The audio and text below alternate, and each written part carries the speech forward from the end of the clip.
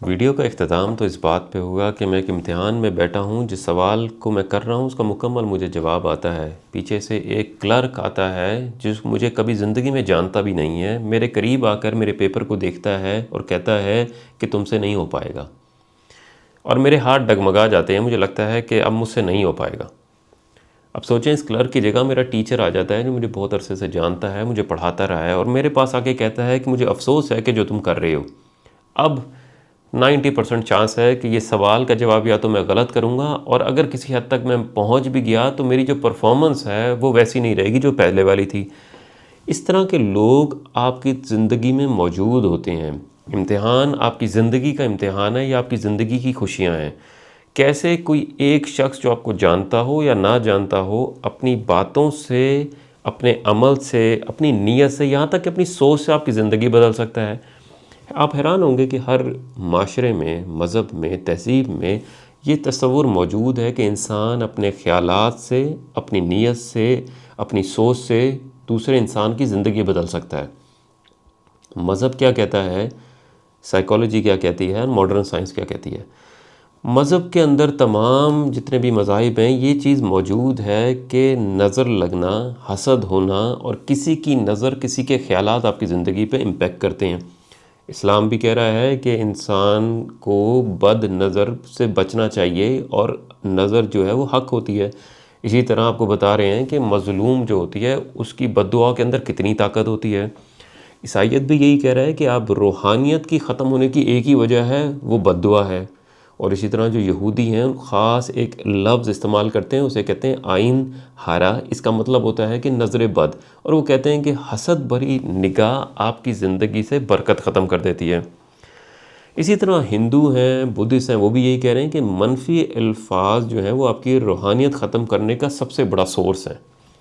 अब आते हैं साइकोलॉजी के बाद। इसका मतलब है कि जितने भी मज़ाहिब हैं, जितने भी तहज़ीबें हैं, वो ये मान रहे हैं कि एक इमेजिनरी चीज़ है, किसी की नज़र है, आपको देखता है, आपके बारे में बुरा सोचता है, तो वैसा बुरा आपके साथ हो जाता है या हो सकता है।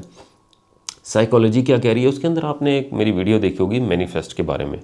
उसके अंदर जितना भी मैनिफेस्टेशन होती है वो आपकी अपनी सोच से होती है। उसका एक एक्शन प्लान होता है, एक अमल होता है, और उसको फिर आप हकीकत बनाने में लगते हैं, या दुनिया या आपका जो खालिक है आपको हकीकत बनाने में आपकी मदद करता है। ये मैनिफेस्टेशन होती है। लेकिन इसके अंदर एक और अप्रोच आती है, उसे कहते हैं सेल्फ फुलफिलिंग प्रोफेसी। यानी कि अगर एक शख्स आपको सारी ज़िंदगी कहता रहा है तुम नाकाम ही होगे, तुम नाकाम ही होगे, तो ज़्यादा चांसेस यही हैं कि आप नाकाम ही होंगे। यानी कि अब उसने इतनी दफ़ा कह दिया है कि आपके जहन ने वो पैटर्न डेवलप कर लिया है। आपका जहन भी वो तमाम तरह के हार्मोन्स, तमाम तरह के पैटर्न्स, तमाम तरह की वेव्स को फॉलो कर रहा है, जो एक डिज़ास्टर की तरफ जाते हैं, जो एक डाउनफॉल की तरफ जाते हैं। इसी तरह एक और फिनोमेना आता है, इसे कहते हैं मिरर न्यूरॉन। यानी आप किसी शख्स से मिलते हैं, उसको सिर्फ आप देखते हैं तो आपको नेगेटिव एनर्जी मिल जाती है। ये किस तरह होता है, आप जब एक दूसरे को आमने सामने देखता है तो कोई हज़ार के करीब डिफरेंट इम्पैक्ट्स होते हैं एक दूसरे को। एक तो वेव्स हैं जो आप नहीं देख रहे, उसके अलावा एक बॉडी के इंप्रेशंस हैं, आपकी माथे की लाइनें हैं, आपकी आंखें हैं, आपके बोलने का अंदाज़ा, नहीं, बहुत सारी चीज़ें हैं जो दूसरा आपसे रिसीव कर रहा होता है। अगर ये नेगेटिव होती हैं, हसद वाली होती हैं, तो आपका दिमाग भी इनको रेप्लिकेट कर लेता है। इसका मतलब है कि जब आप ऐसे शख्स से मिलते हैं जो आपको हसद से, नेगेटिव एनर्जी से देखता है, तो आपका जहन भी वो तमाम एनर्जी बना लेता है।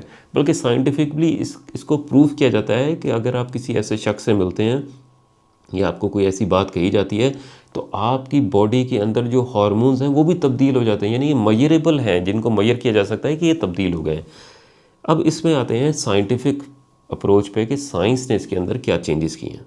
साइंस के अंदर दो टर्मिनोलॉजीज़ मशहूर हैं, एक है प्लेसेबो और एक है नोसेबो। प्लेसेबो एक तरह की पॉजिटिव सोच, पॉजिटिव वाइब होती है, और जो नोसेबो है वो नेगेटिव एनर्जी होती है, वो नेगेटिव बातें होती हैं। लेकिन जो मैनिफेस्टेशन थी उसके अंदर एक डिफरेंस ये था कि वो आपकी अपनी सोच थी, आपकी अपनी कोशिश थी। लेकिन जो प्लेसेबो और नोसेबो हैं, ये ज़्यादातर एक्सटर्नल फैक्टर से स्टिमुलेट की जाती है। यानी कि एक साइड का कोई फैक्टर होता है जो इसको स्टार्ट कर रहा होता है। ये आप ख़ुद भी हो सकते हैं, लेकिन अमूमन ये कोई थर्ड पार्टी होती है। अब इसके अंदर रिसर्च क्या की गई है।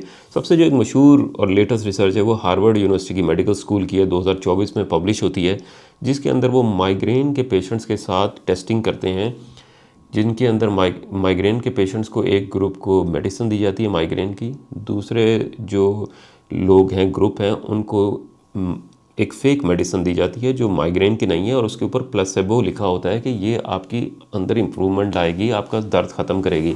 और तीसरा ग्रुप वो है जिसको कुछ नहीं दिया गया। तो उन्होंने देखा कि जो ये ग्रुप था जिसको फेक मेडिसिन दी गई थी, इन्होंने भी सेम ही रिस्पॉन्स दिखाया, इनके भी सर के दर्द ख़त्म हो गए, माइग्रेन कम हो गया। यहाँ तक कि 50-60% जो ये ग्रुप था इसके अंदर इम्प्रूवमेंट थी, जबकि मेडिसिन फेक थी। तो प्लेसेबो कहता है, ये इम्पैक्ट कहता है कि अगर आप लोगों को यकीन दिला दें, लोगों को बता दें पॉजिटिव एनर्जी के बारे में, पॉजिटिव चीज़ों के बारे में, तो लोग यकीन करना शुरू कर देते हैं। जिस तरह मैं चाय पी रहा हूँ, अगर मुझे कोई कहना शुरू कर दे इसके अंदर जो आप चीनी डाल रहे हैं वो आपकी सेहत के लिए बहुत अच्छी है, आपके ब्रेन के लिए बहुत अच्छी है, आप ज़िंदगी में कामयाब होंगे इससे। और अगर ये मैं इसको मानना शुरू कर दूं तो चाहे वो शुगर, चाहे वो चीनी, जिसको मैं मानता हूँ, यानी मेरी सोच है कि वो सही नहीं है, लेकिन अगर ये मैं मानना शुरू कर दूं तो मेरी ज़िंदगी के अंदर, मेरी हेल्थ के लिए ये पॉजिटिव इम्पैक्ट लाएगी। यानी ऐसा नहीं है कि सिर्फ सोच बदल रही है, ये मेरी पॉजिटिव बॉडी के अंदर पॉजिटिव एनर्जी लाएगी। इसी वजह से लोग कहते हैं कि जो लोग इस चीज़ पर डरते हैं कि मुझे शुगर है इस वजह से कि मैंने मीठी चीज़ें खा रहा हूँ, लेकिन बहुत सारे आप लोग देखेंगे वो मीठी चीज़ें खाकर भी नहीं होते, कुछ एक चीज़ जेनेटिक्स भी होती है। लेकिन ये जो इम्पैक्ट है ये कहता है कि अगर आप उस चीज़ पे यकीन कर लें, उस एनर्जी पे और उस बातों पे जो पॉजिटिव हैं, तो आपकी बॉडी भी उससे पॉजिटिव आउटकम निकाल रही होती है। इसी को प्लेसेबो इफेक्ट कहते हैं। इसी तरह नोसेबो इफेक्ट है। इसमें जो एक फेमस रिसर्च है वो लांसेट मेडिकल स्टूल की है, जो बताती है साइड इफ़ेक्ट्स पे।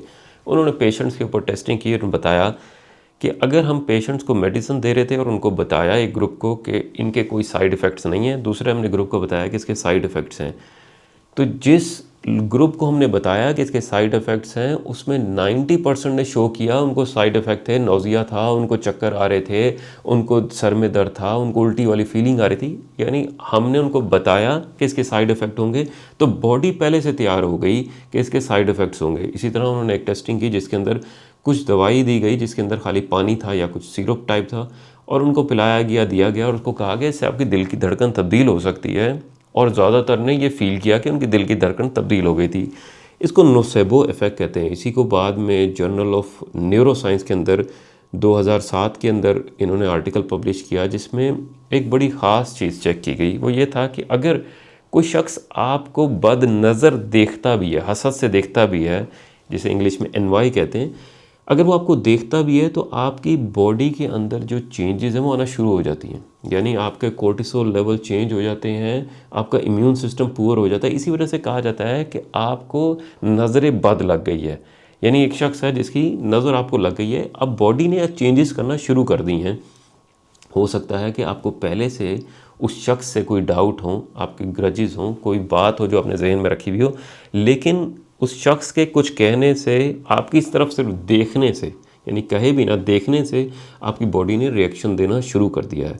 इसी में उन्होंने रिसर्च जब कंटिन्यू की तो बच्चों के ऊपर नज़र बद का जिक्र किया कि जो बच्चे होते हैं जब किसी ऐसे लोगों से मिलते हैं जो हसद करते हैं या उनकी तरफ नेगेटिव एनर्जी लाते हैं या इमोशनल कोई ऐसी बात करते हैं, तो बच्चे जो होते हैं उनके ऊपर इमोशनल फ़िल्टरिंग की पॉसिबिलिटी नहीं होती। वो भी छोटे होते हैं, उनकी ब्रेन मैनेजमेंट इतनी प्रॉपर नहीं होती, और वो कहते हैं कि बच्चे जो हैं सिर्फ बुरा देखने से, बुरे लोगों के करीब आने से इनको बुखार भी हो जाता है, इनकी तबीयत ख़राब भी हो जाती है, यानी कि बॉडी रिएक्शन देती है सिर्फ देखने की वजह से। तो इसे 2019 में फ्रंटियर इन साइकोलॉजी ने पब्लिश किया कि ऑब्जर्वेशन ऑफ इफेक्ट क्या होती है। इसमें 2009 और 2019 के अंदर बड़े दो मशहूर आर्टिकल पब्लिश किए कि सिर्फ देखने से आप कैसे दूसरे की ज़िंदगी के अंदर फिज़िकल चेंजेस ला सकते हैं। क्योंकि अभी तक जितनी भी साइकोलॉजिकल थी या रिलीजन वाइज थी वो सिर्फ सोचने की बात थी, उसके अंदर कोई ऐसा मेजरेबल इम्पैक्ट दिखाया नहीं गया था कि आप बता सकें कि आपके अंदर ये हार्मोन्स चेंज हो गए हैं, आपके अंदर डोपामीन का लेवल इतना चेंज हो गया, आपके अंदर और हार्मोन्स जो हैं वो किस तरह चेंज हो रहे हैं, आपको पेन होगी या नहीं होगी, इसकी फीलिंग किस तरह चेंज हो रही है। तो ये साइंटिफिकली प्रूवन जो है, ये लास्ट 20 सालों में बहुत प्रोग्रेस है। असल में तो कोई 1955 से शुरू की है, लेकिन लास्ट जो 20 साल हैं उसके अंदर इन्होंने साइंटिफिकली बहुत ज़बरदस्त किस्म की पब्लिकेशंस की हैं। तो आपने अभी तक सीखा क्या है कि एक प्लेसेबो इफेक्ट है, एक नोसेबो इफेक्ट है और मैनिफेस्टेशन है।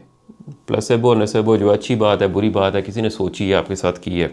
इसी तरह आप इम्तिहान में बैठे हैं, किसी ने आपकी तरफ देखा है, आपकी तरफ बुरा किया है, तो आपकी ज़िंदगी मुतासिर हो रही है। ये आपके अंदर फैमिली के अंदर मेंबर्स हो सकते हैं, आपका पार्टनर हो सकता है, टॉक्सिक पार्टनर हो सकता है, आपकी सास हो सकती है, आपका कोई रिश्तेदार हो सकता है, ऐसा दोस्त हो सकता है जो आपको ऐसा कहे या सोचे जिसकी वजह से आपकी ज़िंदगी मुतासिर हो रही है।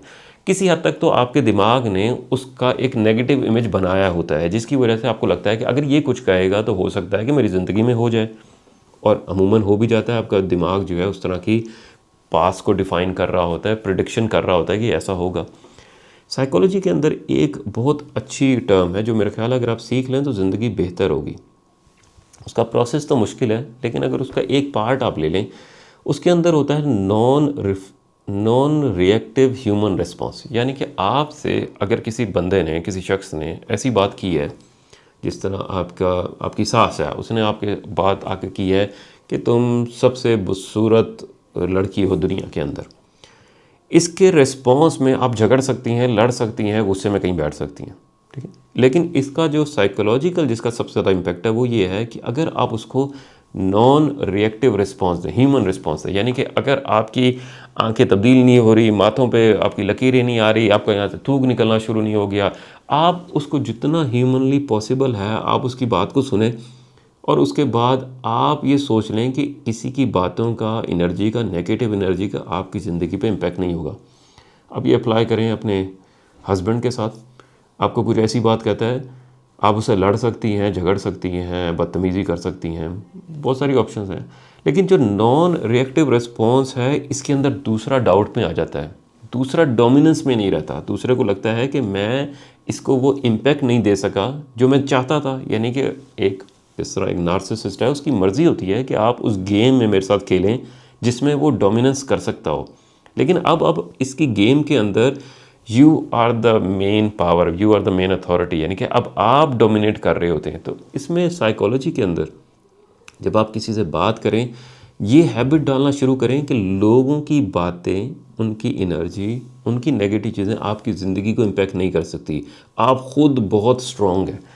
ये वक्त लेगा, कुछ लोग दहाइयाँ ले लेते हैं इसको सीखने के लिए, लेकिन कोशिश करें कि आप नॉन रिएक्टिव रिस्पॉन्स देना सीखें।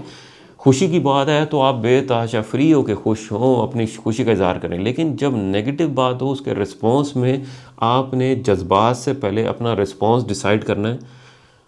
टाइम लें, उसके बाद वक्त बहुत मिलेगा आपको रिस्पॉन्स देने का। अमूमन लोग आपके रिस्पॉन्स का इंतज़ार भी नहीं कर रहे होते, उन्हें ये परवाह नहीं होती कि आप जवाब क्या देंगे। वो चाहते हैं कि आप उस दलदल में, उस लड़ाई में हमारे साथ कीचड़ में खेलें। आपने उस जगह पर अपना एक नॉन रिएक्टिव रिस्पॉन्स रखना है। इसके अंदर अगर ज़िंदगी इंप्रूव हो जाएगी तो अब जब एक शख्स आता है, मेरे इम्तिहान में जो पहली स्टोरी थी, और मेरे इम्तिहान में आके कुछ कहता है, अगर वो एक अननोन बंदा है, अगर वो आपका इम्तिहान देख रहा है तो इम्तिहान छुपा लें। कोई भी तीसरा बंदे को ये राइट नहीं होना चाहिए कि आपकी ज़िंदगी के अंदर वो बात करे या देखे। आपकी ज़िंदगी है, आप उसे बंद कर लें, उनके सामने ना खोलें।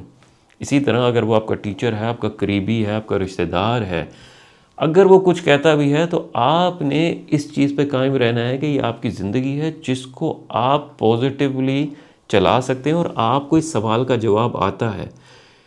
हो सकता है कुछ वक्त लगे लेकिन आप अपनी ज़िंदगी को इम्प्रूव कर सकते हैं। आप लोगों की नेगेटिव एनर्जी से, लोगों की बातों से अपनी ज़िंदगी मुतासिर ना करें। वो आप बात कह के चले जाएंगे, उनकी ज़िंदगी पे कोई इम्पैक्ट नहीं है इसका। लेकिन आपकी इस डिसीजन के बाद, उस बुरे इम्तिहान के बाद, या तो एक पूरा ट्रॉमा हो सकता है, आपकी नाकामियाँ हो सकती हैं, यानी कि आपकी ज़िंदगी इस इम्तिहान पर बेस हो सकती है। तो कोशिश करें कि अपने इम्तिहान को, अपनी ज़िंदगी को इस कंट्रोल में रखें कि ये आपका इम्तिहान है, आपकी ज़िंदगी, कोई इस पर मुतासिर नहीं हो सकता। नॉन रिएक्टिव ह्यूमन रिस्पॉन्स दें जिसके अंदर लोग ये डाउट में रहें कि क्या हम इसको इतना दर्द दे सके हैं जितना हम चाहते थे, या ये हम पर ज़्यादा डोमिनेंट है। अपनी ओपिनियन दीजिएगा। क्या आपको भी ज़िंदगी में कोई काली ज़बान वाले, बद नज़र वाले ऐसे लोग मिले हों जिनसे आपको डर लगता है और आपकी कोशिश हो कि काश मैं इनसे बच पाता? बहुत शुक्रिया।